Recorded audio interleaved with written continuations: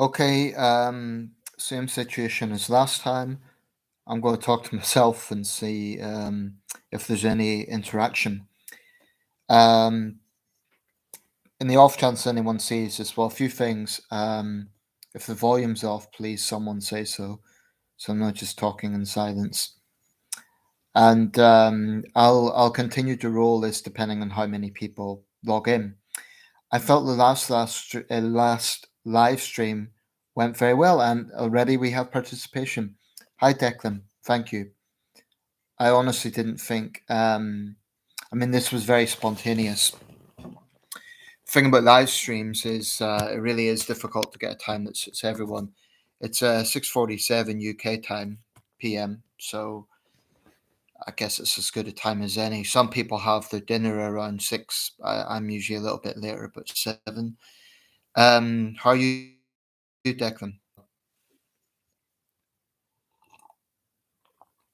Declan, I think it was you. You mentioned that you were a victim of assault recently. Has there been any follow up on that? The people that assaulted you, has there been any sort of progress? I hope there has. So I'll just keep talking. Didn't really have any particular subject planned. I'm going to wait till perhaps there's a few more viewers to try and get something going here. As always, people remember ask questions, raise topics. That's the best way to get this going. Yeah, it's not too bad. How about you? And regarding that, got court hearing end of August. Yeah, I mean, I imagine having to wait will give you some anxiety. Unfortunately, I think with the pandemic, the whole legal system's in a sort of backlog. But I just hope it's not too stressful for you. I hope you're being given support, and I hope the bastards get a good sentence. I mean, a stiff sentence. Um, so I'm sorry you went through that. I've been through something similar. And I know it's a very unpleasant experience. I'm okay. I've been better, if I'm being honest. I've had a real headache with online dating, and well, someone I got close to really let me down recently in that sense. It's a long story. And I might make a video specifically about online dating because I was going to. Um, I've only got two people at the moment. So Declan, thanks for logging in, mate. I'm gonna keep talking, but I do want to get a bit more participation. Um, so we'll see how this goes. Two viewers. I don't know if that's me and you, Declan, or if it's myself, you, and another subscriber. I'm not quite sure how that works. But I felt the last live stream went very well. Anyway, since it does just seem to be us at the moment, Declan, how are you feeling about the court appearance? Are you anxious about it, or how are you feeling about it?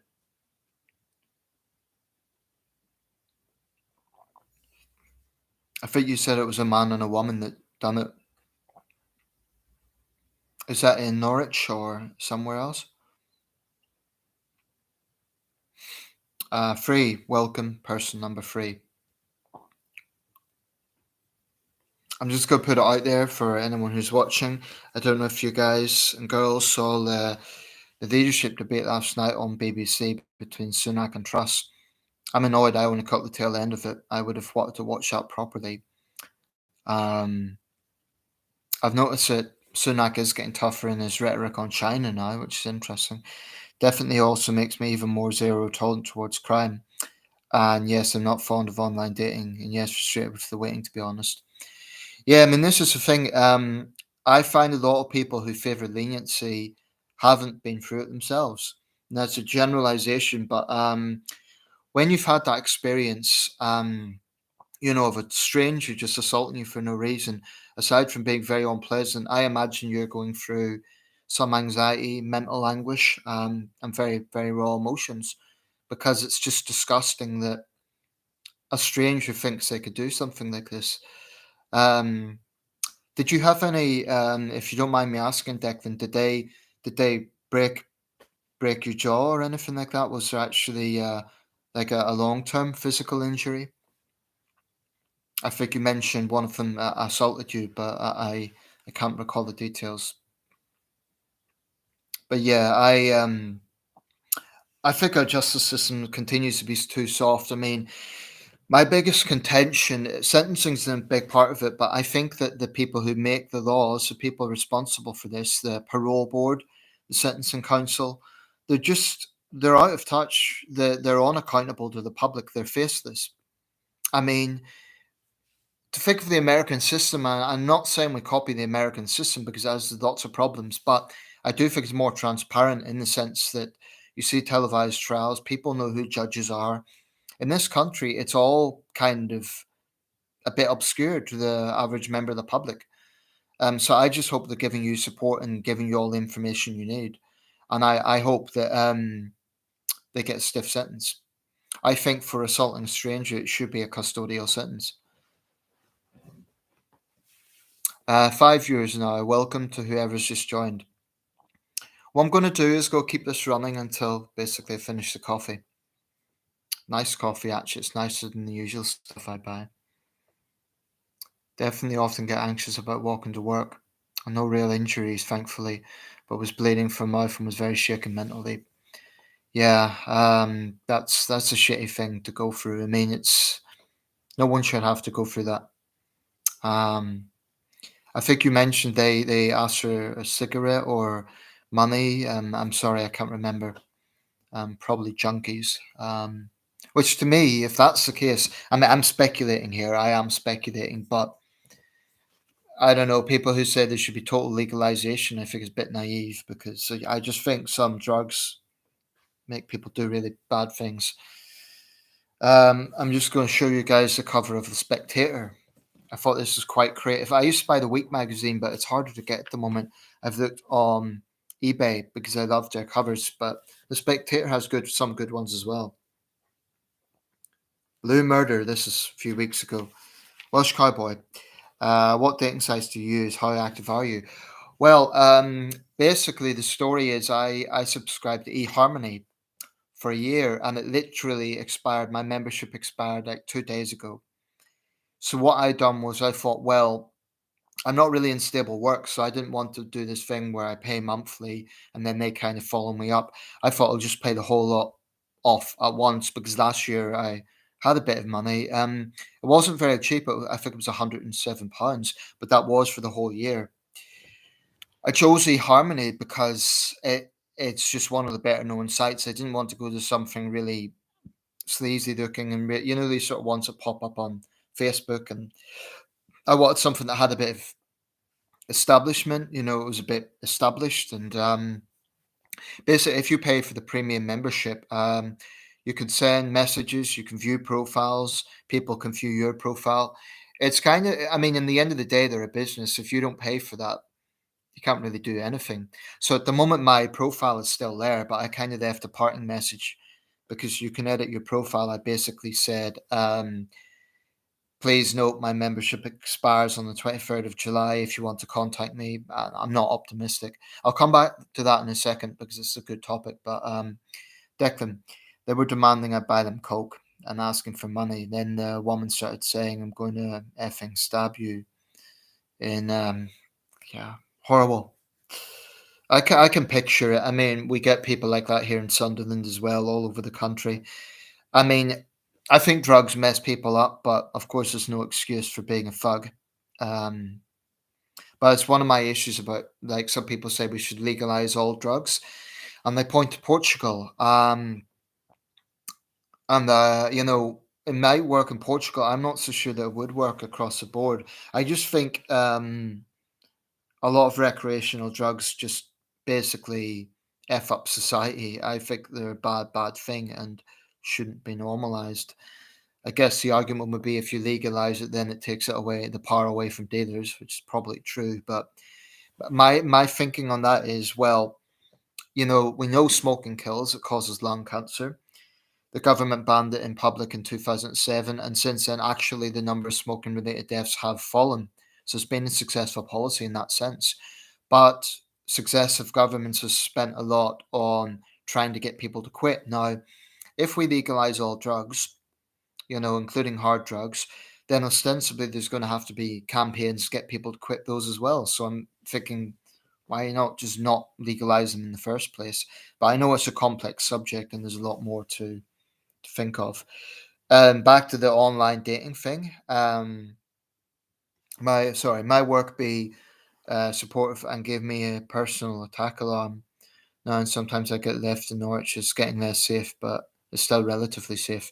Yeah, I mean, I think for a lot of people, nice cathedral cities like Norwich, probably Oxford is the same, and there's other places like that. People kind of think they're nice, old and charming places, but they forget that those cities have just as much a yacht problem as places like Manchester, Sunderland, Glasgow. I think it's a problem across the country. Um, but I'm sorry you have to go through that. Can I ask, Declan, the place where you were attacked, was it a kind of rough area? Was it like a housing estate, or was it where were you attacked? Was it in a park? Was it on the street? Where did this happen? I'm Welsh Cowboy. Yeah, I mean, I don't know. I'm not in a rush to restart my membership. For one thing, I can't afford it. There is a cost factor, and that's what always put me off about online dating. I always thought, well, they're only interested in money. To be fair to eHarmony, it is more professional than other sites in the sense that they're not just catering for sex. It's not sleazy. There is a bit of depth to it. But the hardest thing about online dating is follow ups. Now, I wouldn't say it was a total waste of time. I made a few friends through it who I'm still friends with, but clearly it wasn't ideal because I'm still single. Now, I joined the site to get a girlfriend. I'm still single. So, in that sense, to be honest, I had two very challenging experiences. The first one, I've already made a video about. The second one happened quite recently. Got very close to a young lady in, I may as well say this now, I'll probably make a video specifically about it. Got very close to a young lady in Edinburgh, but she is Malaysian. She's a student nurse, 27, very attractive, very cute girl. And we were really hit off from the start, really flirting. It was really nice. And she was all enthusiastic and it was great. And then something happened. She spoke to her mother.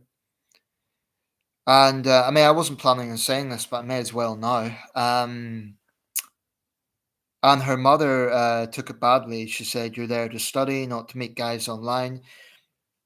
And that was, kind of upset our plans. We were going to do a live video talk. I mean, we were really, because it's Edinburgh, I'm in Sunderland, practically that's easy. And I was really, I was investing in this. It was the best feeling I'd had since I started the site and I met the other lady. Um, but now nothing. That was the 1st of July, the last time I heard from her. Then one day, her profile vanishes. Just the user has deleted their profile. Now, her last words to me were, "You don't deserve this. I'll message you later. I just need a bit of time. I'll make it up to you." And nothing in almost a month. And I must admit, it's been very difficult because when you get your hopes up and then they're shattered, it's trying mentally. Um, so I've tried to distract myself. This Tory leadership contest, news wise, has been a good distraction. My parents came a few days ago. It's just, but what I would caution anyone about with online dating is different people look at it in different ways. I always took it seriously. I was always upfront about what I wanted to do, what I was looking for, and I valued good communication. Now, some people join those sites and they're not really that bothered, so they don't pay the membership. So maybe they literally can't reply. So it's not so much that they're ignoring you, they actually can't reply. But you do get dead ends, you do get time wasters, people who will maybe reply and give you the notion that they're interested in just nothing else. Then you get people who, the bit that really got me is I'd message someone, and I'm a gentleman. I always give classy messages, never sleazy. And it would be like the next day, this user says goodbye, and I'm thinking, whoa, you haven't even given me a chance. And I could understand if she said, look, to be honest, I don't think we're really compatible, but best wishes, thank you for the nice message. there's a lot of people on those sites, and eHarmony is no different, that aren't really considerate, and that's the negative part of it. It can lead you to be quite cynical. A friend of mine, a gay friend actually, I imagine he'd use gay sites, but there isn't that much difference in the basic format. He said he warned me about this. He said that this is an issue with online dating. There's a lot of dead ends. It's one of the hardest things where you're building up hope. And I try to be practical, but it's one of the shittiest things. Maybe I could talk more about that if anyone has any questions. But Declan, just to reply to you, was on a street very close to a main road near city centre, kind of a mix of posh houses and flats on the street as well as shops. Yeah. I mean, the thing is, these people, I guess if they're wandering around, it can happen anywhere. I mean, I live in a very nice street here. You know, we have good neighbourly environment, nice trees, there's birds. It's a beautiful street, old Victorian houses, but we sometimes have trouble. We've had burglaries, we've had people going through, dodgy characters. So being a nice area isn't necessarily a guarantee of no crime. Six people now. So again, people feel free to ask questions, participate. That's the best way to get this going. I felt the last live stream went very well.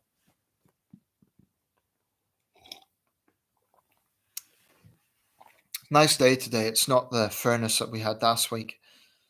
Even in Sunderland, it was very uncomfortable. That heat wave, it was something else. Today's just a nice day. Something nice happened to me today. Actually, I was in the city centre and we had pigeons, and I was eating a flapjack, and sort of a few of the crumbs fell off. Pigeon came up, and then it actually got on my hand. So I was holding this pigeon on my finger, and yeah, it was quite a feeling, and it wasn't scared. It was just kind of stroking it, and good 5 minutes. So I had confidence. Problem is the main road is quite rough, called Prince of Wales Road, where nightclubs are. Yeah, I mean sometimes that's a problem. Here in Sunderland, we have a place in the city centre. I think it's called Life of Riley, and I don't like it. It's a dive. I say that because it's just a bar, but it's always loud, and there's always just, I don't know, loud antisocial people congregating around it and shouting things out, and it's just a bit of a dive. And I mean, I'm no prude, but I think bars should have some limit on noise because it just, I don't know. I think it kind of attracts trouble. Um, I don't like it. Been quite cool and overcast in Norwich today. Welsh cowboy, where are you? I mean, going by your name, I'm guessing you're Welsh, but are you in Wales, or whereabouts are you based? I'm guessing subscribers long again at this time. All you guys will be in the UK. I do have international subscribers, but obviously there's the time zone differences to consider.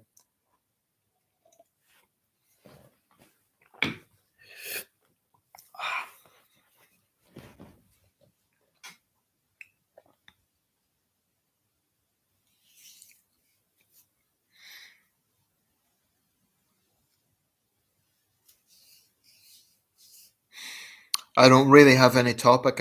With these sort of live streams, they're always a bit spontaneous, and I do rely on people asking questions and getting the topic going.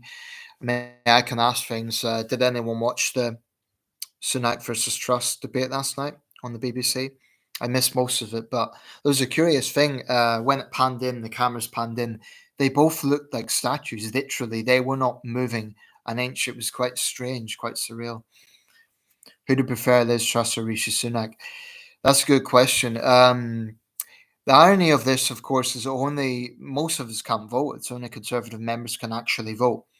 So I'm not so much thinking about this election. I'm thinking more long term, because one of these people will be the next prime minister. They'll be the leader of the Conservative Party. So I'm thinking more about what are they bringing that I can vote for in the next general election against Keir Starmer, because I'm not aligned to any party right now.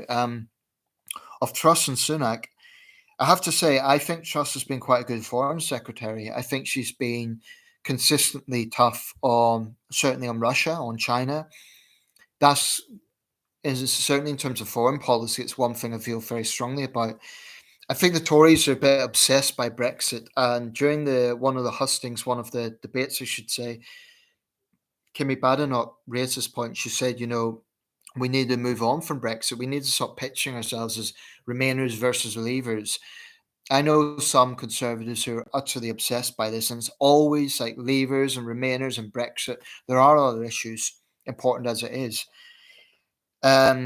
So when it comes to foreign policy, definitely I trust more. Sunak is talking tough now, but it's a bit late. I mean, he has said he would close Confucius Institutes, which is a good move. And they're both giving the right notes, but I just think Truss has been more consistent. I mean, she's also secured trade deals with Japan and Australia. So I honestly think in the relatively short time she's been in the office, she's been a good foreign secretary. But Anthony Eden was a good foreign secretary and he was not a great prime minister. Um, in Cardiff, possible host venue for Eurovision next year. Ah, we're also thinking about it. Sunderland. We have a big stadium here, but you guys, of course, have I was going to say the Millennium Stadium. I think it's called the Principality Stadium now. Massive venue. I follow boxing and I know that the Joshua Takam fight was there a few years ago. It's a huge venue. I think it might be the second biggest in the UK actually, after Wembley. I know it's a huge venue. Um, yeah, I mean that's good that we're hosting the Eurovision. But there will be obviously a big Ukrainian theme because they were the winners. And you heard about the monkeypox thing. I do have a feeling Labour will win in 24 with Keir Starmer or Angela Rayner being PM. Yeah, we could see something interesting happen in Labour. We could actually see Starmer have a leadership contest because it's interesting. He's been doing quite well as leader. He's been winning by elections. I think he has held his own in PMQs. But I think there's a lot of people in Labour are concerned. They think that I mean, I was going to say lacks energy. He's been a lot more live wire recently, but Angela Rayner could be someone to watch. I think people are underestimate her.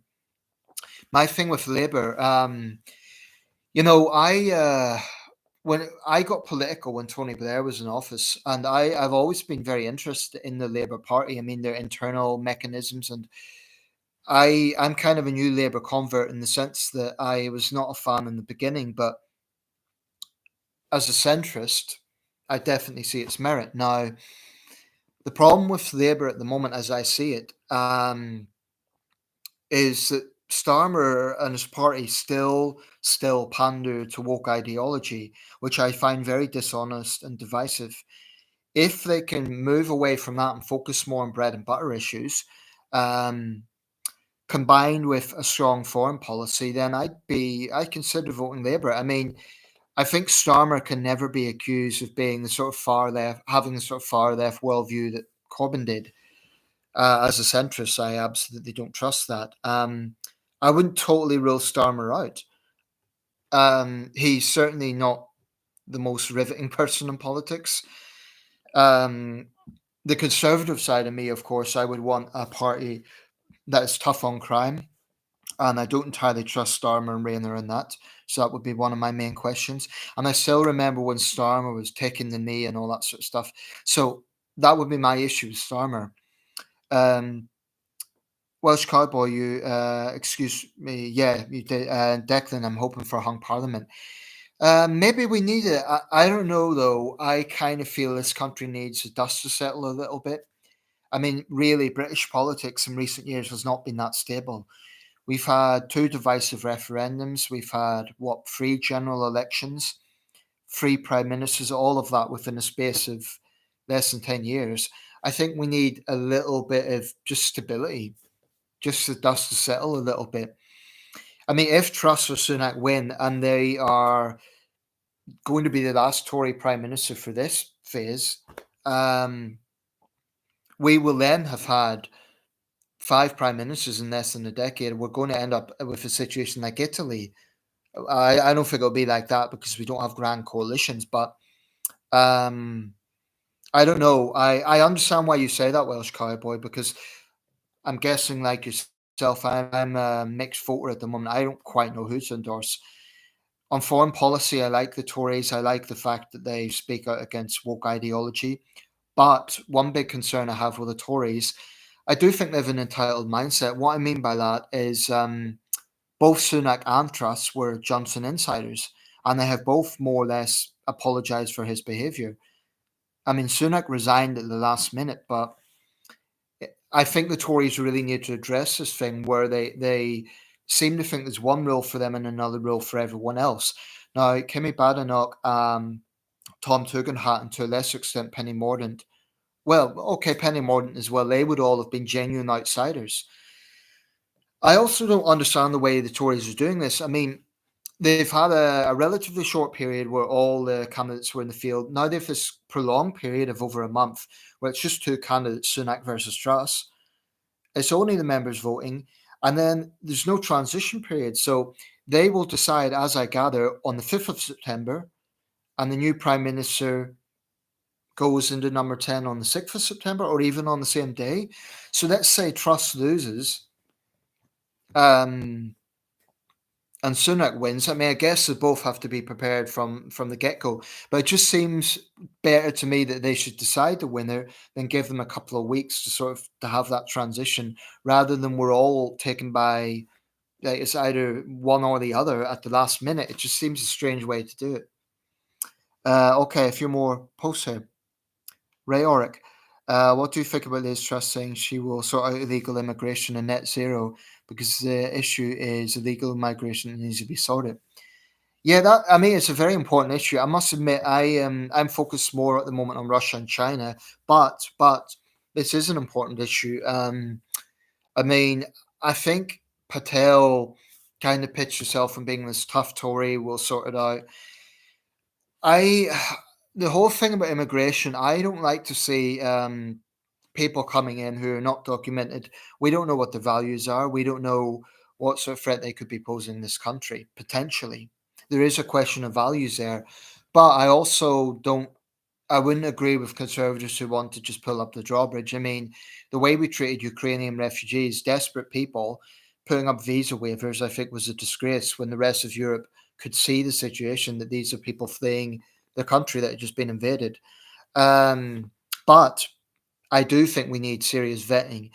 Um, I don't think there's any magic wand to this, but I think, no conservative candidate is going to talk soft when it comes to immigration. It's just not a vote winner, and they know that. I didn't see the entire debate, to be honest, so I didn't. But I agree, it's an important issue, and it does need to be sorted out. Um, the whole Rwanda thing, it's certainly. I know the left and human rights groups and so on have said this is terrible. I see both sides. I mean, on one hand, Rwanda's come a long way. Paul Kagame's a dictator. The human rights record there is not great, but Rwanda's been called the Singapore of East Africa. It's actually a fast-growing economy, and I think it's useful to look at Rwanda now compared to the genocide in 1994. It's got the highest representation of women in the world in parliament. Um, and the accommodation that's been given to the refugees isn't exactly mud huts, it's pretty decent hotels. So I think there's a little bit of scaremongering against the policy. By the same token, though, you can imagine, someone fleeing Ukraine or Syria, and they're coming to the UK, and I get the argument that they should go to the first safe country, but in some cases, they have family here now. To just say, "Oh, you're going to be sent to a country in East Africa that they maybe know nothing about, they've never been to." I don't know. I've mixed views about it, but I do think the left can be very, very naive about this. We can't simply have unlimited numbers of people coming in. So it's an important issue. I totally agree. Spare email. I may unlikely be able to go to comedy show, but would Leicester Square Theatre London be quite an unsafe area during late autumn evenings? Sorry for a random question. To be honest, I'm not a Londoner. I'm probably not the best person to ask. If any other subscribers live in London, they could probably say. I would say, though, I mean, I've been to London plenty of times. Leicester Square is always busy. I wouldn't say it's necessarily unsafe, but you get your fair share of drunks around there and pickpockets. I mean, Leicester Square is Faterland. It's um, I wouldn't say it's unsafe. All I would say is you're in a major city, just be vigilant. I don't know if you are from outside the UK, spare email, or if you're from outside London. I'm not a Londoner, so perhaps I'm not best placed to say, but I would say it's just a general rule in any big city, just be cautious. Yeah. I mean, London does have a problem with knife crime, but from what I gather, it's more in the outer boroughs. It's not so much in the city centre, but just be assertive. If you're carrying, I don't know if you're male or female. If you're a lady, if you're carrying a handbag, just be assertive. That's all I would say. Be aware of your surroundings, but it's busy. It's busy. Rishi said he wants to put the NHS on warfare to deal with backlog. Hope that doesn't mean more restrictions, especially if new variants pop up or monkeypox really takes off. I have to be honest, my feeling about monkeypox is that this country went through something unparalleled with the coronavirus, as the world did. Um, we saw nothing like that in 100 years, and I think even during the Spanish flu, the restrictions weren't the same. And I honestly think most people stuck by the rules. Um, we got vaccinated. I'm triple vaccinated. I mean, I've got the two vaccines plus the booster. Most people done the sensible thing, but I feel that this thing about restrictions, mandatory face masks, this sort of thing, definitely need to be part of the past. That should, you know, we shouldn't be in a situation again where we have those sort of restrictions to daily life. And frankly, there's some people in the medical profession, but others who trivialize it as if mental health is a trivial thing, as if mandating mask wearing is just a normal thing. We have to get back to normal. And the government kept saying, if you get vaccinated, this is the way out of the pandemic. So I'd be a bit wary of monkeypox. I'm not worried about it. And I think, of course, it needs to be taken seriously. But I think very few people now are going to accept any more lockdowns. I think we'll see riots if that happens. But I do appreciate what you're saying about the NHS being prepared.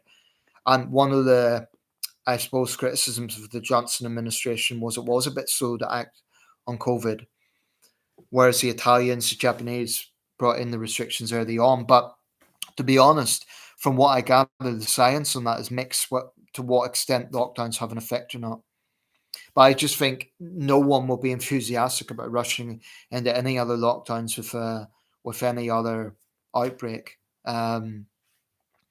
Also, I don't think anyone's actually died from monkeypox. So yeah, am I in favour of proportional representation? I think first past the post is outdated in the 21st century. A Labour Lib Dem coalition might implement it.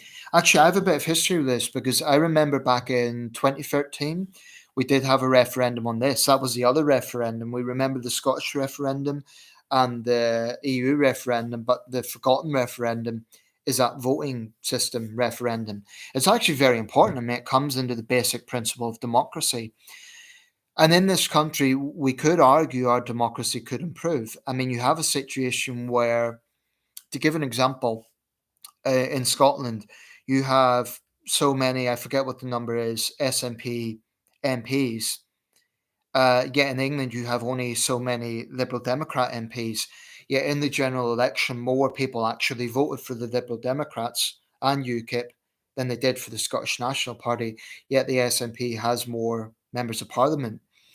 Um, I've mixed feelings about it. I used to be very in favour of changing the system and having first past the post, or excuse me, having proportional representation. I thought, well, of course, it's more democratic. On the other hand, I can see the problem whereby you would then have a situation of this perpetual coalition government. And although I was sympathetic to Nick Clegg and the Liberal Democrats and going into that coalition, the problem is you end up with the junior party or parties having to sacrifice a lot. And I just don't think it's in the British public desire to see this. I mean, I was in demonstrations. I went to protests in Newcastle in favour of proportional representation. and of course that was defeated. I think that I mean I totally respect what you're saying. I feel there is. I think our democracy can improve, and some would say it's this tandem where it's always Conservative or Labour. I would say one thing that needs to be looked at, and it maybe isn't discussed enough, is the issue of party selection. That is, if someone wants to represent their political party, what are the things that parties look for? I think this is something that's underestimated. It's a very basic thing. Usually, the way to enter politics would be someone would serve as a local councillor, and of course, they have to win that. That's a lot easier than becoming an MP, but they get some grassroots political experience. And then, if they're interested in being an MP, they go up for party selection, but it's not an easy process. And I think all the political parties need to look at how are we looking at selection? Are we looking for Stepford wives? Are we looking for this kind of person? I certainly believe in diversity of opportunity, and I think that should be as wide as possible within reason. I mean, it wouldn't make sense to have someone who has a very shady criminal record to be an MP. Um, but I think that's something that needs to be looked at. But I'm pleased you brought up the question. I think it's a very important one. But a Labour Liberal Democrat coalition could be interesting. I mean, why not? Why not give them a chance? My big concern would be that, like I say, I do not like woke left ideology, and I also feel I would fear that they would be soft on crime. Those are the two main things that would make me be wary of them. In other areas, I trust them more to, for example, stand up to big energy companies and to be more fair when it comes to looking out for the most vulnerable in society. I don't entirely trust the Tories on that. I do think the Tories, no matter what they say, I do think they have a track record of pandering to big business and to the rich and powerful. I just think it's in their DNA. House interest. Are you overall optimistic or pessimistic about the future of the Union, particularly regarding Scotland? That's a good question. Whenever I hear Sturgeon and her party bringing this up, my heart sinks because I'm thinking they're just furthering the division. They're just pushing this and pushing this. I'm not surprised.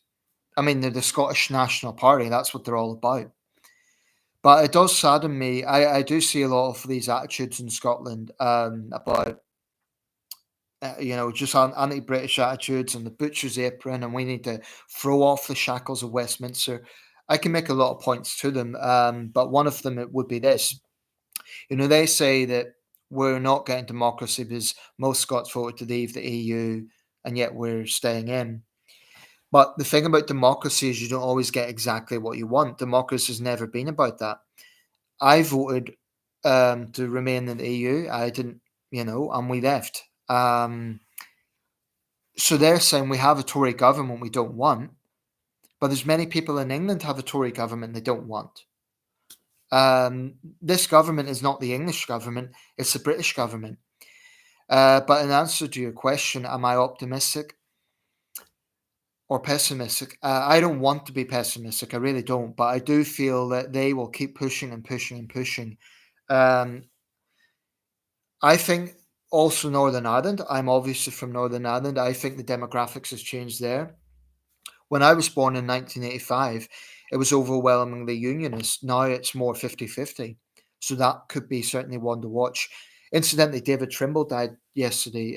He was one of the big unionist leaders in Northern Ireland, someone whose name was always on the radar even before I was interested in politics. It was like Ian Paisley, David Trimble, Martin McGuinness, Jerry Adams, and David Hume. John Hume, excuse me. Trimble, Nobel laureate, so he was a big name in Northern Irish politics. But I just want the dust to settle. Ideally, I'd like to see the SNP kicked out of office, because if you have a unionist party in power, whether they be, well, it's not going to be a conservative administration, but at least a Labour administration would be pro-union. That to me is so important, because the way I look at it is that referendum in 2014 was a once in a generation referendum. Now, a generation isn't 8 years; it's at least 16 to 20 years. 16 because that's sort of the time period when someone comes of age, roughly speaking. I just feel very sad that there are people who in Scotland, perhaps some in Wales as well, who have such animosity towards this country that they want to break us up. It saddens me. My parents live in Scotland, and I don't want there to be an international border there. There is an Emmy Award winning journalist and comedian who is also on the New York Times bestseller list called Charlie Berens. The Wisconsin comedian will be performing in London in October. Charlie Berens is famous for his YouTube sketches. I must admit I don't follow comedians, so I don't know the guy. So spare email. Are you you asked about London? Are you British? Are you from London, or just curious about that? People should not have to be subject to restrictions to protect those who refuse to be vaccinated. I agree. Yeah, I mean, this is the thing. The British people during that pandemic, we, like much of the world, went through an unprecedented pushback on basic civil liberties. And I must say, I've no time for the anti-vaxxers and people like that. But I also get frustrated by these mini tyrants who want to keep us in lockdown forever. I mean, if you're, I'm in a relatively sizable property here, but I really have huge sympathy for someone living, for example, in a tower block with young children, and then being told, "Oh, you can't leave the house unless it's to get food." In the end of the day, we're a free country. We cannot go back to that situation, and I do think there should be a forceful rejection of it. Because with all due respect to medical experts, they're thinking about the health side of it, which is very important, but they're not thinking about civil liberties. And there's a whole range of other things. There's economics, there is mental health. These are not trivial things. So we should never go back to that, in my opinion. Not when people have done the right thing and got vaccinated. For most people, it seems like just a bad cold. Yeah, I think at this point, I mean, they've stopped even showing the mortality rate of COVID. I imagine some people are still dying, but honestly, we can't go back to that. We can't. With the country looking like the set of 28 days later, it was an unprecedented event, and we can't go back to that. Scottish Laird has been threatened for flying Union Jack from his castle, with Nat saying his repairs should not be funded due to Nazi flag, as Scottish nationalist trolls call it. Yeah, I mean, they're petty minnows. I think I know the report you're talking about. It's his damn property. He should be allowed to fly whatever flag he wants. I mean, these people need a word with themselves. Scotland is part of the United Kingdom. So it's totally legitimate for buildings in Scotland to fly the British flag. But I just find it ironic. I voted Remain, but they want to stay in a 44-year-old union. Well, 1973, 2021, 48-year-old union, in order to leave a 300-year-old union, 300 and what would it be now? 315-year-old union, 1707, 2022. I have no time for their mindset. To me, they just seem consumed by bitterness and anti-British sentiments. They still have Bannockburn in their head. I think it's depressing that there's barely any intellectual debate left in Scotland. It's just shouting Tory from nationalists to unionists. Yeah, yeah, it's a sad thing. I mean, my big concern about Scottish nationalism, for all their pontificating about being progressive, they're very intolerant, and I think Scotland is becoming quite. From what I gather, looking at the likes of Wings Over Scotland, these extremist groups, they're creating a very intolerant atmosphere for people who believe in their country, for people who believe in the United Kingdom. I mean, it's a disgrace. It's a disgrace. They need to accept that. It just, I love Scotland. I know Scotland very well. I just think the breakup of this country, not only would it be welcomed by Moscow and Beijing, it was so tragic. It'd be a dark, dark day if that ever happened. But I tell you something, if it did, I would join some sort of campaign for British reunification if that were to happen. I think it's depressing that there's barely any intellectual debate there. I've read that. The breakup of the UK would be absolutely devastating. Last thing we need is another divisive referendum. I totally agree. I don't like referendums. I mean, I must admit, I've changed my stance on this. A few years back, I felt, oh, yeah, referendums, direct democracy. But all they are is divisive. That's what we've seen with both these referendums, just divisive. I live in Northern Ireland, and there are Gaelic signs and tricolours everywhere. It's becoming a cold house for Unionists or Republicans laughing their heads off. From Northern Ireland. So am I, spare email, as you could probably tell from my accent. But I left Ulster back in 2000. I was born in Belfast, lived in Bushmills for a while, up in County Antrim. But I've been on the mainland now for most of my life. Yeah, I mean, certainly Northern Ireland's different than when I was born. It's definitely become a lot more 50-50, I would say. I mean, we have to welcome the fact the worst of the troubles is over. That is a good thing. But again, if Northern Ireland left the Union, I mean, this year marks 100 years of Northern Ireland's history. I think it's plausible in our lifetime, but that would be a very strange thing for me personally. If Scotland and Northern Ireland were to leave the Union, then Wales would go as well. I cannot see a union if just England and Wales would last. What is needed now is a devolved English Parliament. That's a very good point. I think, I mean, it's one interesting thing. English nationalists are a relatively small contingent. They did have a political party, the English Democrats, but it seems to have sort of fizzled off. I think democratically, the idea of an English Parliament would make a lot of sense.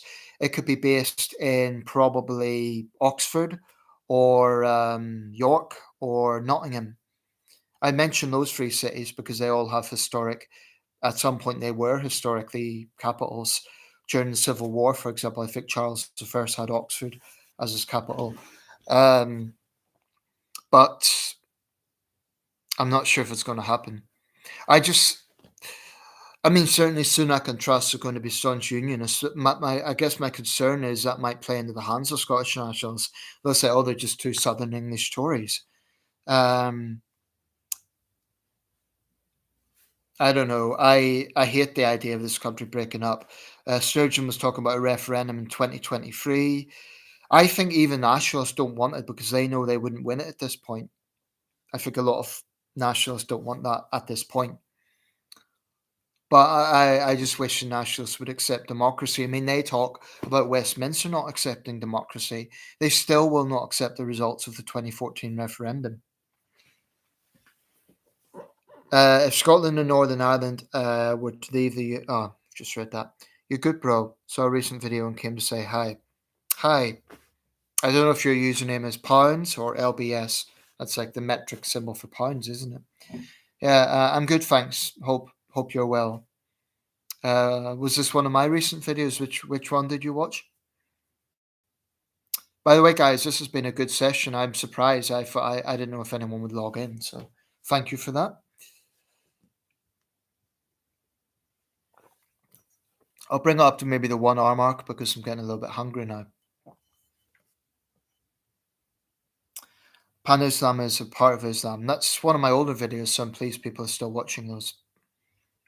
Yeah, I mean, I think my whole message there was that jihadist apologists, not jihadists themselves, but their apologists always pretend like the likes of ISIS and um, Boko Haram and so on have nothing to do with Islam. I just think it's disingenuous.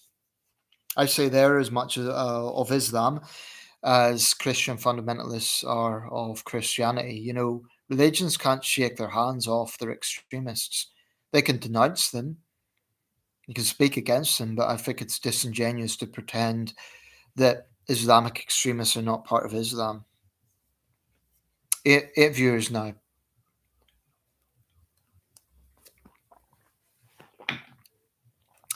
We were talking earlier about dating sites. Have any of you guys done that? Have any of you guys went into that whole online dating domain, just be cautious because it could be a real, um, could be a trial. I'm quite happy now to take a bit of a step back from it, but I need that special lady in my life. It's not easy.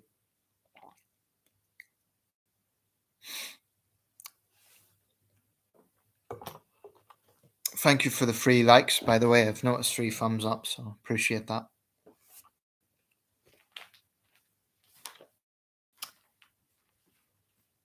Tinder served me well at university, in all honesty. I've heard mixed things about Tinder. Tinder, just keep me right. Is that the one where you swipe the profiles? I'd be prepared if I had the money to check out another site, but I honestly think it's a generic problem with dating sites, which is the dead ends and time wasters. Spare email Wales is bilingual. It isn't such a problem. Um, I might miss a comment there, guys. Wales is bilingual. I didn't see the reference to. Oh, I see what you mean. Yeah, because he's talking about Gaelic and Northern Ireland. Yeah, I think that's. I haven't been to Wales for a very long time. In fact, to be honest, in my life, I've only been once to Rhyl back in 1996. I need to get to Wales sometime. I want to go to Cardiff. It's one of our great cities I still haven't seen. Yes. Haven't been dating due to the pandemic. Tried a long distance relationship once, but it didn't work. Alon, was that like when you say you tried a long distance relationship? Was that like you tried to maintain the relationship online? Did she come to you? Did you go to her? I'm assuming you're straight, or maybe I shouldn't assume that. But was that what you mean by long distance? Because I would certainly find that hard. If I'm going to be with someone, I want them to be with me. I mean, I spoke to Filipina ladies on that site. There was a lot of them, and I like Filipinas. Um, but one thing I always said was, at some point, the long distance thing wouldn't work out because I want my girl to be with me. I'd be prepared to sort of get to know each other online, maybe visit her, she visits me, but at some point we're living together. Um, yeah, it was someone I met online and we chat with on WhatsApp, and you're straight. Yeah. What's up? Hmm. Was if you don't mind me asking, why did it not work? Was it that she let you down? Was it that it was a practical issue? If you don't mind me asking, what happened there? I mean, for me, what was so hurtful about this woman in Edinburgh is precisely that she was in Edinburgh. She's so close, and I know she's up there now, and it's devastating. You see, if she'd been on the other side of the world, I could have rationalized it. I could have said, well, maybe there'd be visa problems, maybe it's not practical, but it just seems like so close. And I just feel like for anyone just tuning in, I was mentioning earlier, I met a young lady in Edinburgh, a student nurse. We were flirting like a lot, and you know what? To hell with it. I'm going to put a question out to you guys because I need a second opinion. And I'm not going to give her name or betray her privacy or anything like that. But it's been driving me nuts. So I need a few second opinions on this. Here it goes. If you're just logging in, I'm talking about online dating. Better days. I would suggest the approach on the street, train station, library. But why bother when the girl is just going straight back on the dating app anyway? That's the thing. I actually tried. I'll get back to the thing I was going to ask, but I tried that. I liked a girl kiosk here, and I asked her, "Would you like to go for a coffee?" And her response was, "Oh, we should get to know each other better first." I'm thinking, well, that's kind of the point, and that kind of put me off. The other thing is about dating sites. People are there busy looking for someone, whereas if you just approach someone, it's like you need to sort of bank on they're single and it's harder in that sense. That's the whole reason I went to a dating site in the first place. It's a bit personal, but I'll just say is that she didn't really seem to care or put any effort into making it work. Yeah, that would be a big put off to me. that would really let me down because I think a lot of people, and perhaps that's partly what's happened in my case, they don't try. They think it's just. I'm sure there's guys act like this as well, but obviously we can only see what women do. They won't make an effort. It's like the tiniest little problem or misunderstanding. Oh, it's goodbye. Anyway, in my case, this is what I was going to raise, and I'm not. I don't want to be. I'm not going to betray her privacy here, so I'm not going to show any pictures or give her name or anything like that. But here's the thing: she sent me some pictures, and they were flirtatious pictures. Now they weren't X-rated, but let's just put it this way: they weren't something you'd show your parents. They were sexy pictures. She had a nice dress on, and she was really flirting with me. And this is all for you. How do you like this look? And she was asking my opinion of all these things, and she sent me those pictures. So this is my question. She hasn't contacted me now in almost a month since the 1st of July. Does it seem strange to you guys that someone would invest that sort of trust and then not follow up? Because frankly, there are some guys out there who would take advantage of that and exploit it and then put out the pictures or something, which is actually illegal now. But um, I that bit's been bugging me. Like I'm thinking, if she was someone who did not care, why would she invest something like that? Like trust me to send me those pictures. I mean, it wasn't just flirting. We were talking about hobbies and interests and lots of things. That's the bit that's bugging me. That's bugging me. So if you guys have any ideas about that, it'd be good to hear that. If you had a girlfriend, would you leave YouTube or still use YouTube? What do you think about men who struggle to find girlfriends in romantic relationships? It's horrible when a girl friend zones you. I wouldn't leave YouTube. I'd still be active here. Maybe a little bit less active, just a little bit, simply because I'd be so busy enjoying my time with her. Hopefully, I've been single for a long time now, about 7 years. So your question, Ray, what do I think about men who struggle to find girlfriends in romantic relationships? I don't look down on them. I mean, I know what it's like to be lonely. I do think though that I mean, for me, my issue has never been shyness. I get on well with women. Probably marginally more of my friends are women than men. So I don't think I have a problem communicating with women necessarily. I think I've just had a shitload of bad luck, to be honest. Um, and yeah, I agree. When a girl friend zones you, that's not fun. But you know what's even worse? When she gets your hopes up, then just disappears, like this one has done to me. That's even worse. With the friend zone thing, at least there is an opportunity where she might change her mind. I mean, I'll give you an example. I was close to a woman on the site, Filipina. I mentioned I like Filipinas. Beautiful woman, very just long hair, very, very beautiful. We're still good friends. And this might sound strange. I've actually asked her advice about this situation, but she said I could ask for insight into women. She's yet to reply, but I agree though about the friend zone thing, especially if you feel differently. It's not fun because, of course, you're in this situation where you have to respect their wishes, but it's never going to be that feeling of romance. But I still think there is a possibility that she could come around to it. It's the thing about online dating is very, very difficult because it's a constant balancing act, and I think there's more pressure on men to make the move. I mean, maybe women get pressure from lots of sleazy messages. I don't know, but I do think there's pressure in the sense of, you want to be enthusiastic and you want to make an effort without wanting to be pushy. You want to be true to yourself and defend yourself, be assertive without seeming to be full of kind of self pity or being paranoid. That go, don't waste my time, because I've come across women on the site who are very defensive and very like, oh, no perverts here, and I'm thinking, well, not all guys are like that. Maybe you had a bad experience. So here's another thing: it's this constant balancing act. I will say though, people who give others false hope and then just bugger off. It's a shitty thing to do. I think it's cowardly. I think it's if she does get back in touch with me, I'll hear her out, but I will need her to know.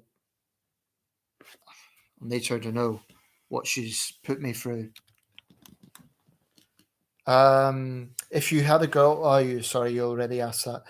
Wales has not come out of a bloody 40-year terror campaign. Sadly, Gaelic can be used as a political football. I don't have anything against Irish language, but some activists brag taking back territory. Um, what do you mean by that, Sperry Mail? I'm just curious about the terror campaign. I mean, I know there's Welsh nationalists, but they're hardly comparable to the IRA. I'm just trying to clarify what you mean by that. Time waster.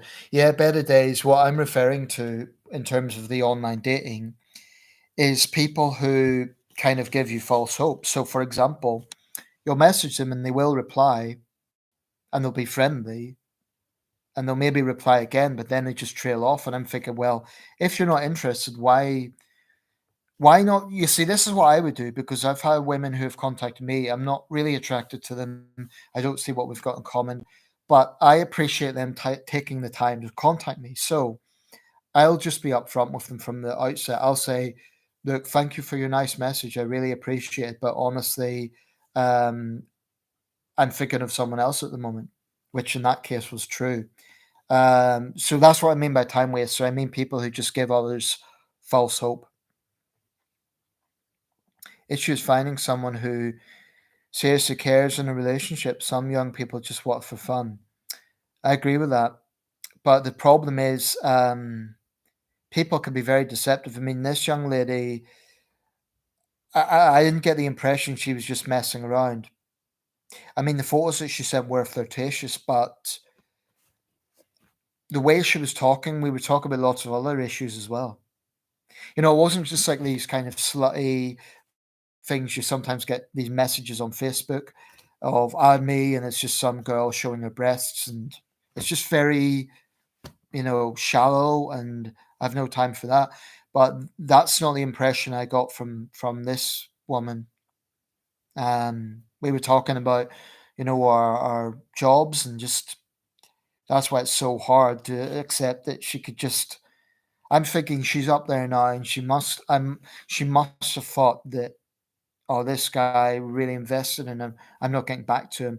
I mean, it would be great to get into someone else's head in that sense, but it's been shit, to be honest. But I agree, some people do just get in it for fun. To be honest, one woman did reply to my message recently, and she was honest about that. She said she wasn't taking it very seriously. I thought, okay, fair enough. At least you're being honest about it. But some people they play with other people's feelings in the sense of getting hopes up, and it's a shitty thing to do. When Irish language activists say things like that's inconvenience the colonizer and other quotes, there is an agenda. Hi there, Nathan. Hi, Toxic Holy Grenade, THG. I want an equal society. I just think it's unfair how everything British is denigrated in the new Northern Ireland, while all things Irish are promoted. It's not my personal perception. It's not just my personal perception. Yeah, that's interesting. I know Sinn Féin now are obviously, I forget her name. She's now the First Minister. Um, I think politically she's going to be assertive enough not to be a hardline nationalist. I mean, that's one thing about Northern Ireland, from what I gather. It is a new generation of leaders. Like I said, David Trimble died yesterday. It's no longer a case of, I'd say Northern Ireland, from what I gather, has moved forward in that sense. But I would certainly agree with you. That's a sad thing if British culture is just being eroded out. I mean, people need to accept as part of it. Gary Garner's Goy Pride. Good evening. Good evening to you too. Guys, I'm not going to give this too much longer. I'm going to give this to 8 o'clock because my Wi-Fi also goes and I want to watch some YouTube videos. So I'll give it to 8 o'clock, okay? Then I have to get dinner. But this has been a good live stream. Thank you for your participation. I'll give this, it's 7:51, another 9 minutes. But yeah, be careful about online dating. It's just I wouldn't be totally cynical. I mean, I think people have found romantic relationships and serious relationships through this, so I wouldn't be totally cynical and say it's all fake, but just be a bit cautious about it. And I think it's important to know exactly what you want and put your cards on the table. If I could do anything differently, it would be to, well, here's the problem: people mislead you. I mean, I could say I'm looking for someone who's serious, and she doesn't do this or that, and then she goes and does it. So it's very difficult to tell sometimes. Maybe you should consider subbing to a YouTuber called Ragnar to debate, and instead attempt to. Sorry, maybe I'm missing. Maybe you should consider subbing to a YouTuber called Ragnar Ironspear. He's a Northern Irishman and a good man to boot. I'm guessing he has an interest in Nordic culture with a name like that. Yeah, I mean, I don't know, but depend on the topic. Someone once, actually, a Scottish nationalist once challenged me to debate, and I took it up. I said, okay, well, if you can work out the technical side of it, we could get a joint screen and debate the issues. And he just buggered off. And I think it was a troll account because I looked at his channel. He had no information. I remember for a long time I was frustrated because I had no channel and I really, really wanted to engage and I couldn't. But I do think there are some people who like to troll.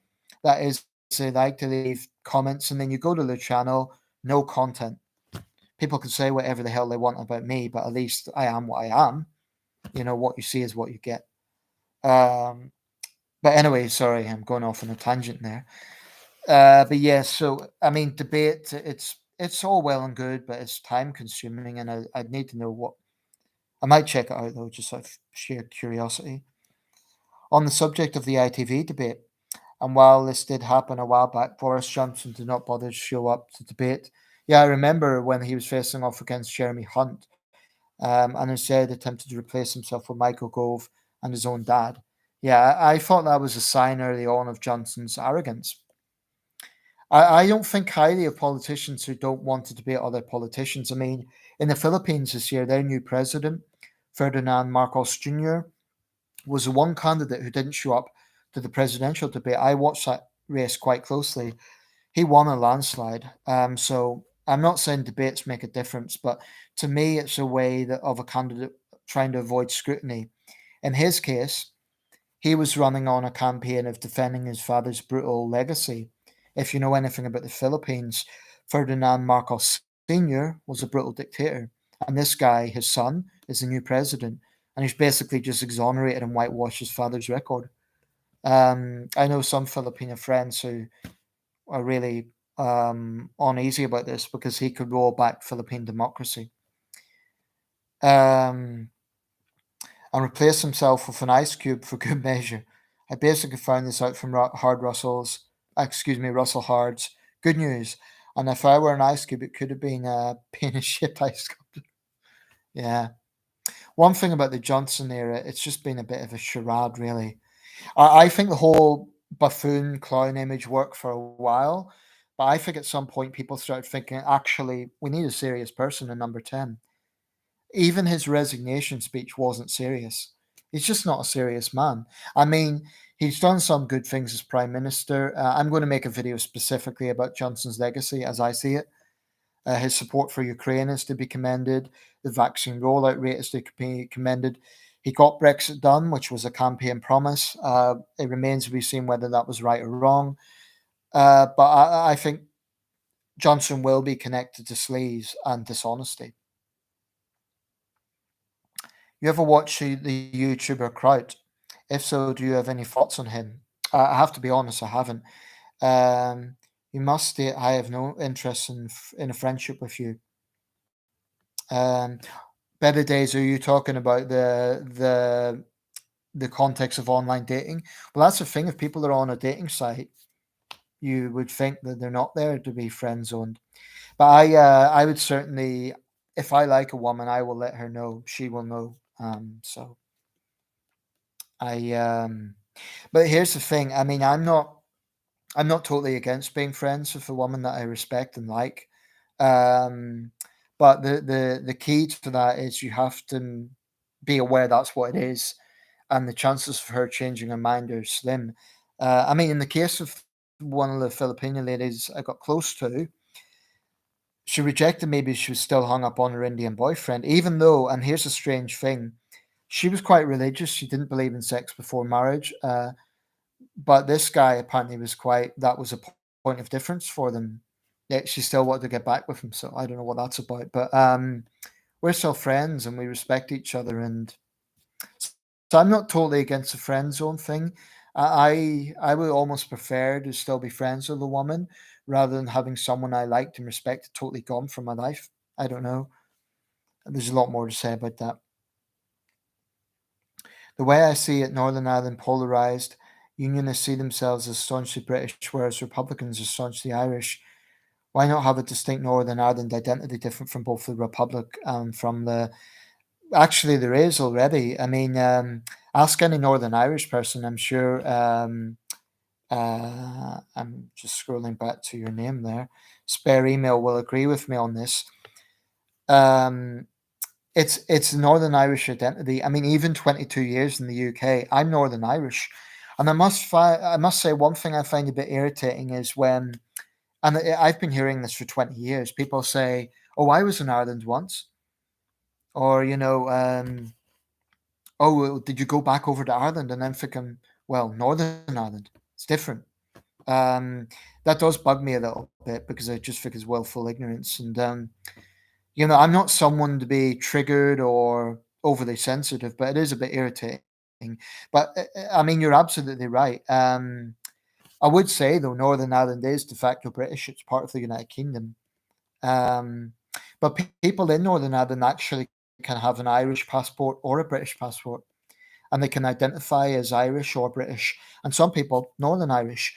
Me personally, I've always been clear. I'm Northern Irish and I'm British, and I'm European. That's how I see myself.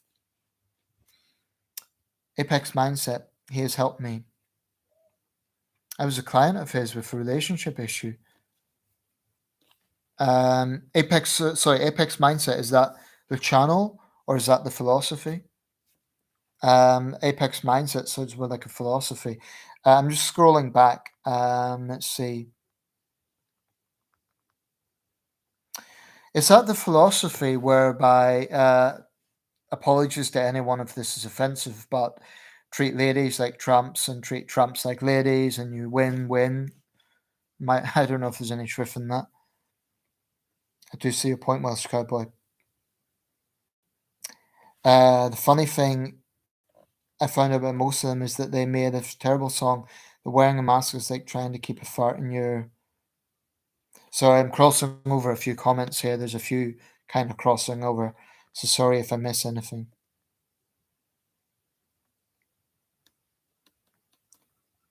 So even that would be the case. I would love to have magnetic cells so I can be metahuman.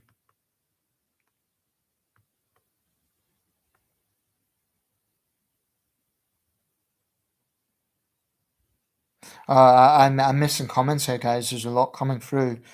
Now, there's no doubt that the preservatives in past vaccines might be problematic, but vaccines are an important factor to restore normality faster. I agree. I mean, any new medication, there's going to be some risk factor. And I think one thing anti-vaxxers point to is they'll talk about what was it called, thalidomide in the 70s. But the fact is, what they never talk about, and this is what bugs me about them, is the millions and millions of people who take vaccines with no side effects or minimal side effects. I mean, when I took the COVID booster, yes, I felt a little bit nauseous that evening for a while. That was it. That was honestly it. I'm a healthy young man. I had no side effects, significant side effects. And I just think the scaremonger, and I think it's extremely irresponsible. Sorry, I'm crossing over a few different points here. Try to keep it. There's a few different subjects going on. Um, you ever watch a YouTuber Kraut? Better Days. You were referring to you were a client of someone. Can you just repeat who you were a client of?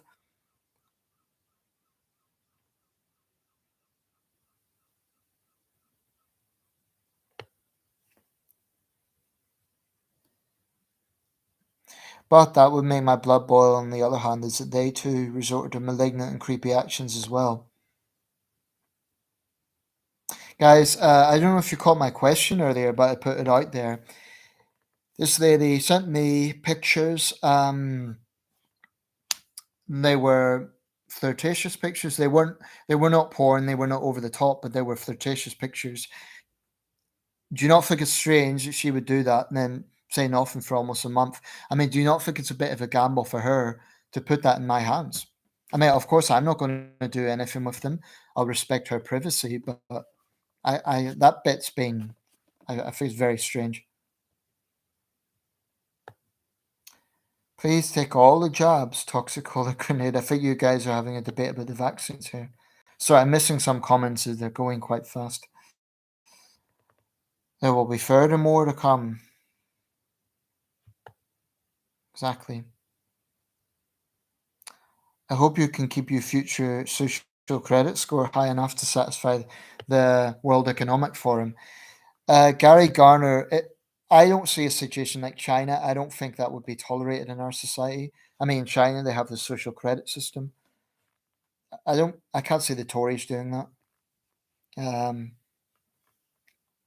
Especially not.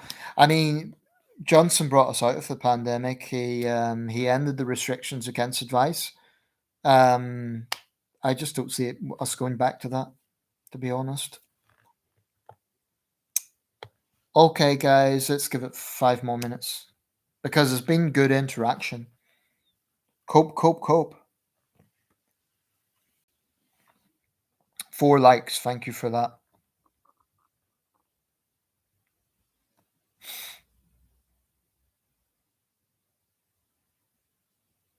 I'm just going to wait for questions because there's been a lot coming through. Like the time they had stormed a pantomime building in Milton Keynes with the children clearly intimidated. Yeah, I mean that some of the anti-vaxxers, their behaviour has been pathetic. I understand the basic argument about body sovereignty. I get that, but yeah, their intimidation tactics are pathetic. Who would you support in the Six Nations? Do you think Northern Ireland should have its own team? That's is that rugby? I'm pretty ignorant about this. Who would I support? Honestly, I don't really follow the sports, so I don't have strong views on it. I think certainly Northern Ireland should have its own team. It's a home nation, so I guess the Six Nations, that's England, Scotland, Wales, France, Ireland. What's the sixth? I'm not sure, but it's rugby, isn't it? Yeah, I just don't follow the sports, so that's a question politicians are sometimes asked. DMD, not to worry about them, eh? And oh yes, it has its own. It is kind of frustrating that YouTube has limited down how long the replies are. Do you mean word limitation? Because on my thread, I mean, if you guys leave comments, I don't think there's a word limit. I feel so sorry for you, though. Honestly, Gary, I had my vaccines last year. Now, how do you explain this? This is something I want to ask anti-vax people, which I'm assuming, based on your comments here, you are. I had vaccines. I had no side effects, as I'm sure other people here did as well, or minimal side effects. I felt a little bit wheezy that evening. So, if it's all some sort of plot by the globalists or whatever you believe to control us, how do you explain that I'm a healthy young man, nothing's happened to me, I haven't become paralyzed, I haven't. How do you explain that? How do you explain that millions of people have taken this stuff and they're fine? How do you explain that?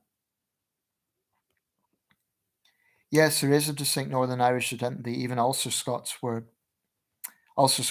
are often used by other community. I'll tell you something interesting. My parents live in Dumfries and Galloway in the Scottish Lowlands, and there's an old language there called Doric, which I believe is related to Ulster Scots.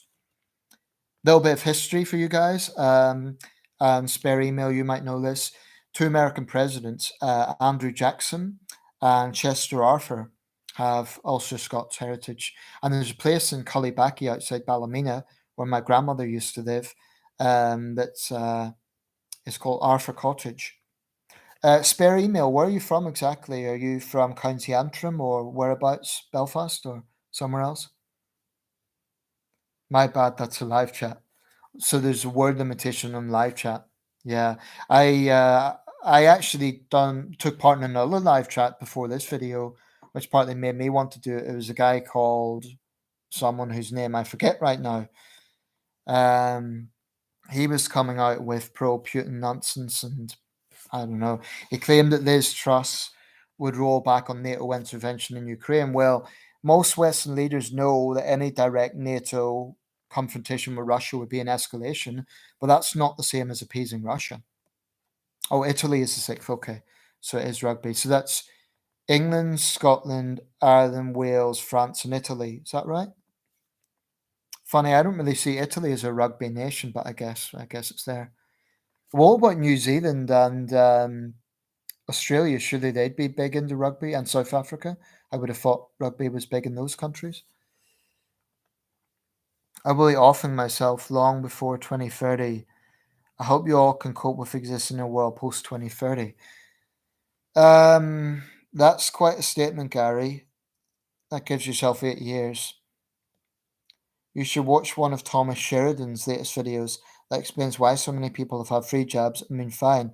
You didn't really answer my question. I mean, come on, you're giving links, but please just answer the question. How do you explain that? Oh, right. Apologies, you have answered that, but I just find people into this sort of stuff love to give links. You should watch one of Thomas Sheridan's latest videos that explains why so many people have had free jabs and been fine. Yeah, I might check it out for a laugh. I might just do that.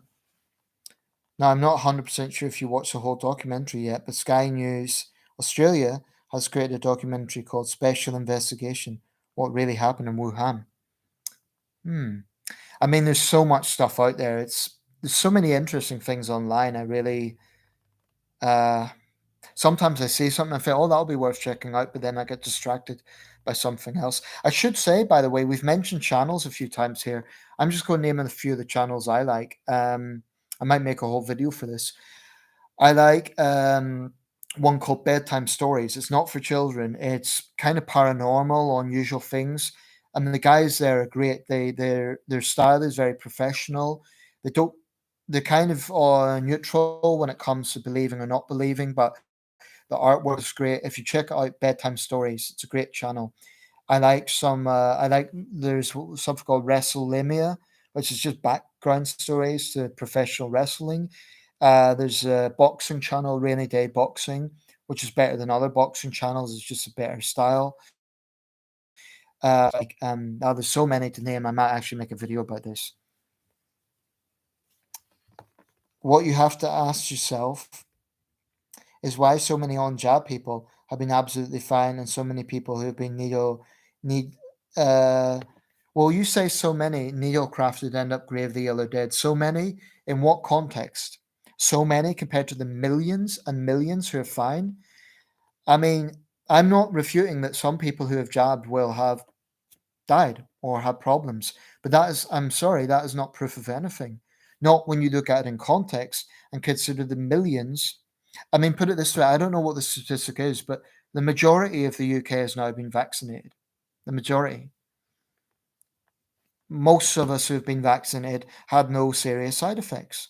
You can't just ignore that. And you can't cherry pick, okay, well, this person had the jab and they died, therefore it proves that vaccines are dangerous.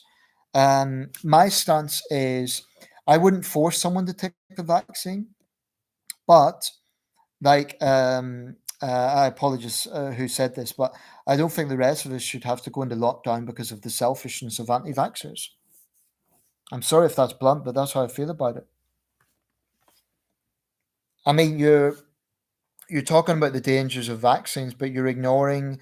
I mean, smallpox. The smallpox vaccine literally saved millions of lives. So has the polio vaccine. The only people who are against that are the flipping Taliban. So I'm sorry, I can't respect that opinion because I think it's based on cherry picking and ignoring the context. See, the wet markets may not be legislated properly, but they aren't technically involved in that ordeal.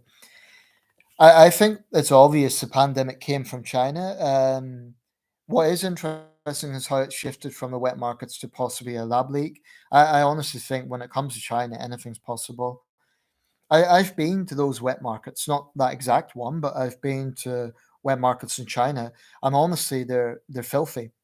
Not only there's the humane thing because they keep animals in horrendous conditions, but they're filthy.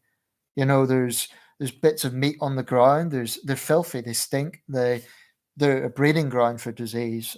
So it's very easy to see why that might happen. But I think a lab leak is it's no longer inconceivable. Celtic. I'm a unionist. Yes, I know it is unusual. A Wolves fan. We're other people. Um, Wolves fan. I used to live in Wolverhampton. Actually, I was very near the stadium. DMD. Like literally, my campus was just beside the stadium. Um, yeah, I guess I'd be a Sunderland fan, but I don't really follow football. I'm interested in the architecture of stadiums. Have you seen talking of football, DMD? Have you seen the Damned United with Michael Sheen? It's even for a non-footballer follower like me, I thought it was a good movie. It's about Brian Clough's difficult period at Leeds United in the 70s. Sunderland actually beat Leeds in 1973 to win the FA Cup final. It's kind of we were seen as giant killers at that time. What you also got? That's I'm repeating that. I am going to wrap this up soon, guys, because my Wi-Fi goes in the evening, and I want to watch other videos. Hugo Talks is a very good channel. Because that is the case. The CCP deserves all the sanctions it gets, since they are responsible for not only covering up what doing so must not only be branded as bioterrorists, but must also be put into prison for recklessly endangering the whole of society. Yeah, I mean, unfortunately, it's never going to happen. I mean, how the power of the CCP thereby is likely to face as dark as Putin is. But my concern is the world's kind of forgetting this. They're forgetting how the CCP tried to cover this up. They punished the whistleblowers like Dr. Li Wenliang and others, and they're kind of complacent now. We've got away with it. I remember not long ago, people were holed up in Shanghai because there was a localized outbreak there, and I mean, you wouldn't treat cattle like that. They were holed up. In some cases, they were complaining that they were starving. So it wasn't even a case that you need to stay in and we'll give you money for food. It was horrendous. I think one thing I'll just say this about China. I think in the West we sometimes think it's simply unstoppable. I think at some point the CCP is going to trip up and seriously piss off their own people. And it won't be what we might think in the West about human rights. It'll be something more on economic lines or, because truthfully, people in Beijing and Shanghai don't care about the Uyghurs. And they've been conditioned to support the nationalism. So it might be something more of a bread and butter issue that turns them against the CCP. But God, I hope that happens. I hate the CCP. And one thing I liked in this Tory leadership contest, I like the fact that the Chinese threat has finally started to come into the conversation. David Cameron and George Osborne appeased China. It did not work. Tom Tugendhat, who of course is more a backbench MP, but he deserves credit. In fact, in the Telegraph today, I haven't read this yet. I got this not because I like the Telegraph, but because it had the obituary of David Trimble. Yeah, I'm going to read that article later. The next PM must end our dependence on China. This man talks a lot of sense when it comes to China.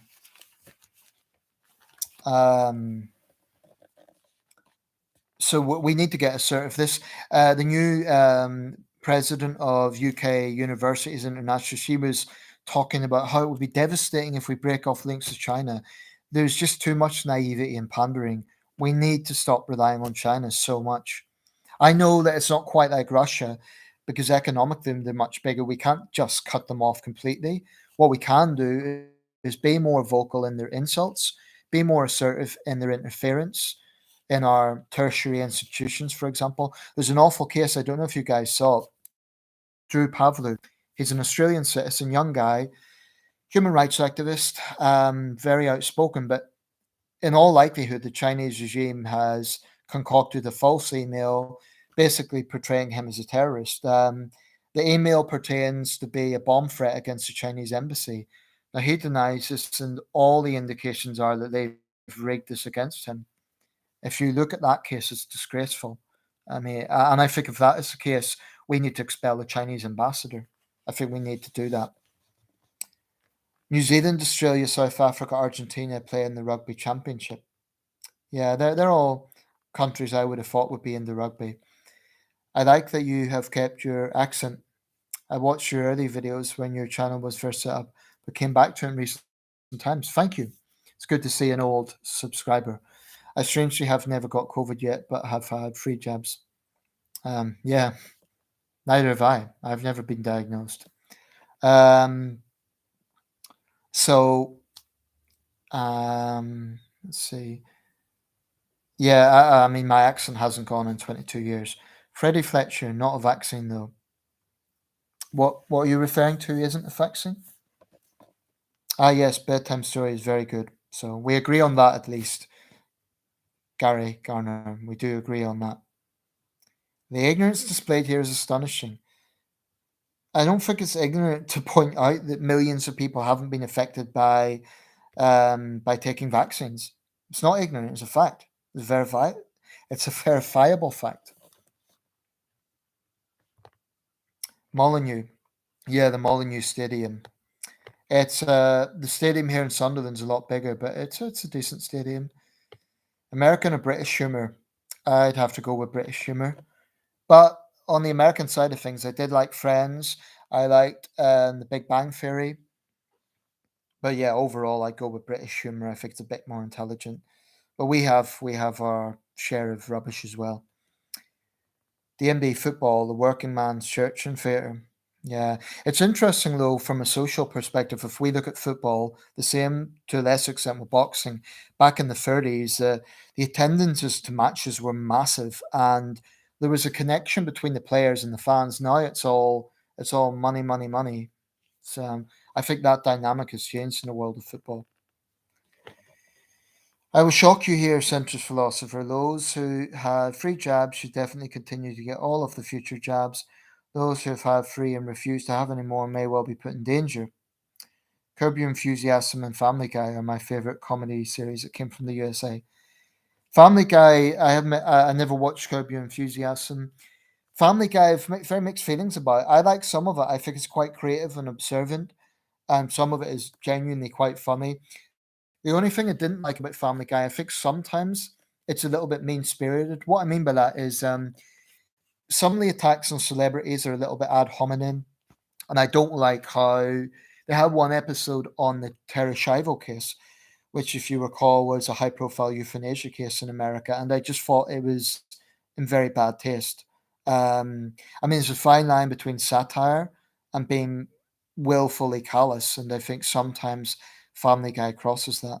But it's quite creative and very observant about American society. Here's the thing, Gary, about vaccines. I'll just say this. If your position is it's totalitarian to force everyone to get vaccines, I agree with that. I wouldn't agree with that. But my contention here is you're scaremongering. You're saying that all vaccines are dangerous. This is what anti-vaxxers say. I'm simply pointing out that that does not correlate with the fact that millions of people have got vaccines and have been fine. Vaccines have saved lives. There's evidence for this. Smallpox, polio. That's the reality. So I don't know how you could just disregard that and then say we're ignorant for pointing it out. If you don't want to get a vaccine, that's fine, but um, it doesn't give you a right to scaremonger. I was looking at one of your most recent videos in the Facebook Naughty Corner, and I have to say that I am not surprised at social media platforms punishing those who are just standing up for themselves. Yeah, it's nonsense. I mean, what happened in that case, just to reiterate, someone called me a racist because I was criticizing particular rap song. And I got worked up by it, maybe more than I should have. Maybe I I shouldn't have let this person get under my skin. But I called him an idiot and I told him to read, and that's apparently why I was sanctioned. It's ridiculous. I think the problem is algorithms rather than people using common sense. But it makes me think I need to tread carefully now. When I said ignorance, I was largely referring to the people in the chat. Okay. Well, I mean, you're calling my fellow subscribers ignorant. That's quite a loaded charge. I think you'd need to back it up. I still think football and fans connection is strong in Scotland, certainly. For proper teams like your local Sunderland too, probably. Yeah, we're a big football loving city, that's true. For teams like Arsenal, this, so you're right. So you're saying the big London teams, maybe there's more of a.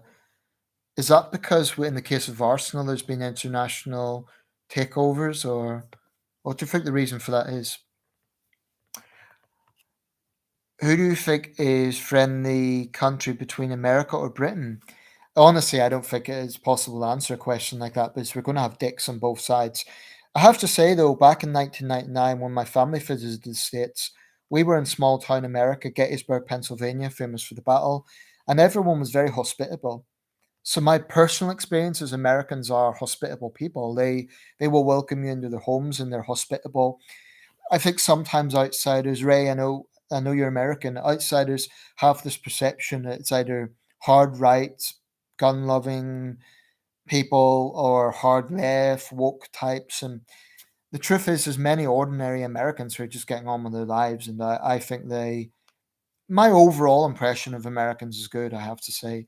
As for Britain, same thing. I mean, there's Britons I do not like, but I don't think it's possible to really answer a question like that because you're going to have outliers on both sides. I'm not saying all vaccines are dangerous whatsoever. Could you please show me where I said that? Um, well, okay, you didn't say it, but you're obviously anti-vax, and you're insinuating that they're a problem and that we're ignorant for not considering that. So maybe you didn't say that directly, but you're clearly anti-vax, and that's your position. No, big teams like Chelsea have good fans. Arsenal, you go and there's nothing. The fans are silent, probably because the tickets are so expensive now. And it's just a tourist club. Um, I guess tickets vary from club to club. Then I really don't know that much about football. Just depends on the club, really. I mean, that seems to me a good way to polarize fans if you're making the tickets pricey, especially at this time of rising living costs. South Park is the best animated series from the USA. It goes after wokeism and bigotry. I watched South Park years ago. I think what put me off South Park was the crappy animation. I mean, the actual quality of it. But I think that was always an in joke that it was deliberately bad. Um, I guess one thing for me, I think sometimes it was in bad taste and a little bit it went a bit too far sometimes. I mean, I'm all for satire. I'm all for poking fun at wokeism, but I don't know. I think it crosses the line when you start mocking the disabled, and I don't know. To me, it's there are some limits. Better days. Most of how people are influenced by the media comes from Edward Bernays, Sigmund Freud's nephew. Edward Bernays, Sigmund Freud's nephew, including much in 2020. I have some very pro-gun Second Amendment cousins from that state. Which state, Sperry Mail? Which state are you referring to?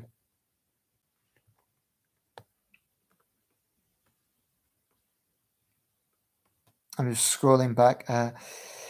Many vaccines have been fantastic to mankind. Good, good. I'm pleased you acknowledge that. And if it's not your position that all vaccines are bad, then I apologize for saying it is. Okay, but you were giving the impression that you're pretty anti-vax, so that's what I was going on. But if that's not your position, I apologize if I misunderstood you. Nathan, have you watched Chernobyl HBO? It's horrifying. I've heard that series was very gripping. No, I haven't. I don't have HBO, so I can't see it. They're from Pennsylvania. Ah, I see it because I said that's where I was. Yeah, Pennsylvania nowadays is quite a red state. It's quite rural, except for Philadelphia and Pittsburgh. Yeah. Okay, guys, I'm really going to have to wrap this up as I'm getting quite hungry, and it's been 1 hour 40, but it's been a great session. I mean, there's been a lot of participation. I'm going to wrap this up because I'll keep saying that and we'll get more questions. So I will take one more question or topic. Have a nice lunch, Nathan. Well, dinner now, but thank you. Yeah.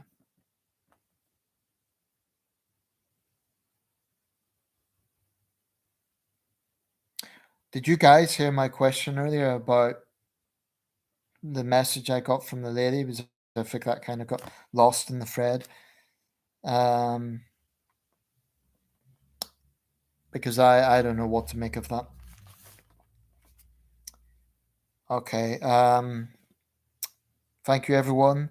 Um, I'm going to wrap this up. Okay, everyone, have a good evening. Thanks for your participation. I'll do this periodically because it's been a good session and I like to interact with subscribers, whether I agree with you or not, whether you agree with me or not. The interaction is good. So, thank you very much, everyone, and have a good evening. Take care, guys.